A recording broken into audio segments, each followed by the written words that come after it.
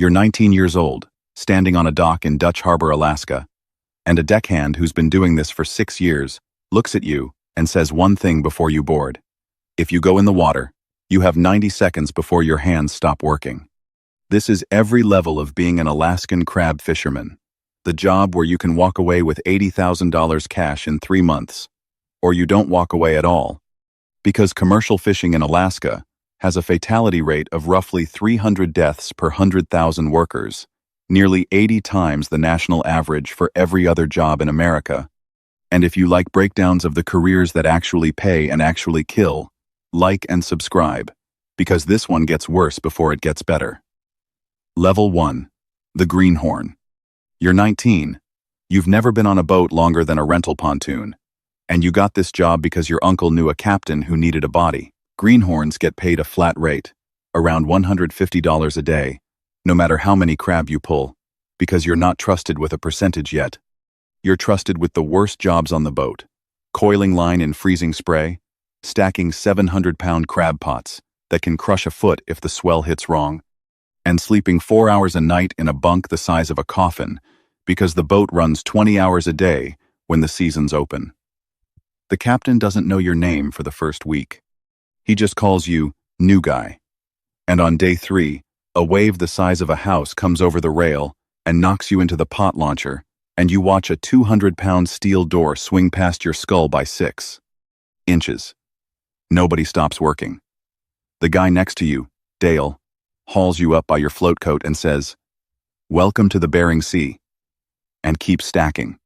You throw up over the side twice that first week, not from seasickness, from exhaustion, because the boat doesn't stop for Red King crab season, which used to be a derby, a mad dash competition where 150 boats raced each other for days straight until the quota was hit, before regulators changed it to an individual quota system in 2005 specifically because 8 men were dying a year on average, drowning or freezing when overloaded boats capsized under the weight of too many pots stacked on deck. And even now, after the fix, the job still kills more people per capita than any other job in the country. Level 2. The deckhand. You're 22. You survived 2 seasons, and now you're on percentage. 10% of the adjusted gross, split with 2 other deckhands, which sounds small until you do the math on a good season. Boat owner takes half the gross revenue to cover fuel and the boat, and permits. And on a boat that lands 124,000 pounds of Red King crab at $7 a pound, that's $868,000 gross, $434,000 to the owner's side. And your 10% of that adjusted number puts $43,000 in your pocket for 6 weeks of work. Cash, no benefits, no contract, passed, this trip. You start doing the math differently now, not in hours, in seasons, because king crab runs maybe a week to 10 days if the quota fills fast. Then you switch to opelio, snow crab, another few weeks. And by the time both seasons close, you've worked maybe 2 months total and cleared $80,000, which is more than your cousin makes in a year, managing a Best Buy. And you go home to Seattle in December and buy a truck in cash, and nobody there understands what you actually did to earn it. The frostbite on 2 fingers that still doesn't fully heal, the night the pot block, the hydraulic winch that hauls 700-pound cages up the side of the boat, caught another guy's rain gear, and nearly took his arm off before the captain killed the hydraulics. The fact that you haven't showered in 11 days because fresh water on a crab boat is rationed for drinking, not bathing. Level 3. The seasoned hand. You're 26, 5 seasons in, and you've become the guy who doesn't flinch. The one greenhorns watch to know when danger is real versus normal. Because on this boat, almost everything looks like danger to an outsider. The deck is a maze of steel pots, swinging on cables in 20-foot seas, ice building on the rigging so fast that if nobody chips it off, the boat becomes top-heavy and rolls, which is exactly how the FV Big Valley went down in 2005. 5 men, 1 survivor, capsized from ice accumulation in 9 minutes. And that story gets told on every boat you've worked, because the guy who survived did it by grabbing a life raft as the boat rolled under him in freezing water with a 90-second clock on his own hands working. The same 90 seconds you were warned about on day one. Your captain trusts you enough now to run deck boss on short trips, which bumps your share. And you start clearing $60,000, $70,000 some seasons. Low years drop to 30 when the quota's smaller or the price per pound craters. Because unlike a paycheck job, your income is entirely tied to how much crab exists in the ocean that year and what China's paying for it that week. And you learn to save differently than anyone you grew up with, because you might make $90,000 this year and $18,000 next year, and there's no HR department to complain to when your knee blows out.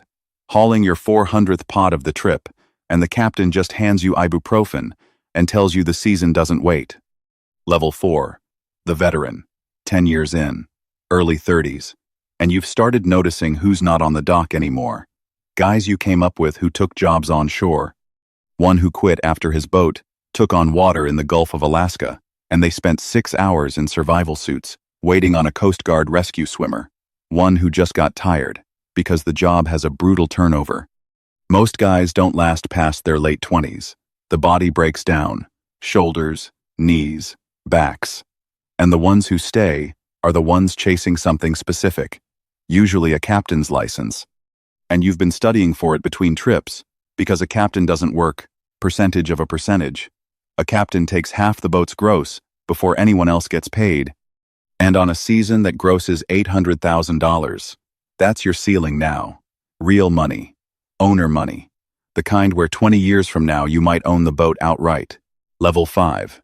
You're 44. You own your own boat. Bought it off a captain who retired to Arizona with bad lungs from 40 years of diesel exhaust, and you signed for it the way anyone signs for a boat, most of $1 million, permits included.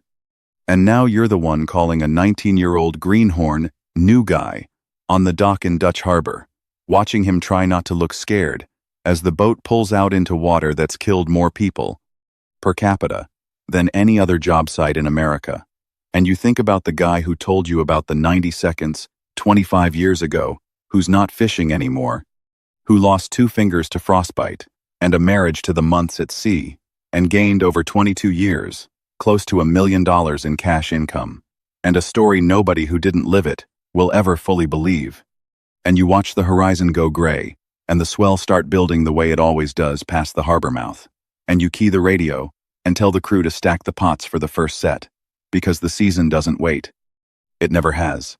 And somewhere back on that dock, a kid who's about to lose the feeling in his hands for the first time in his life is finding out the same thing you did, that the ocean pays in cash, and it doesn't negotiate.